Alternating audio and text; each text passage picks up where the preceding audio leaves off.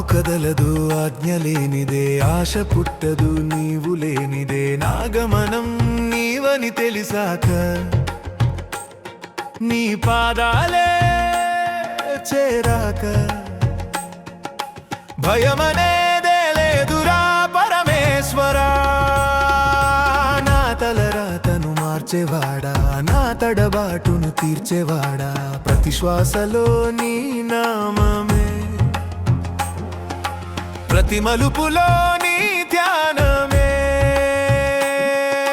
బిల్వ పత్రము అడగవు, గొప్ప క్షేత్రము అడగవు, కల్మషం లేని కన్నీటి చుక్క చాలు, పరుగున వచ్చి నన్ను చేరతావు.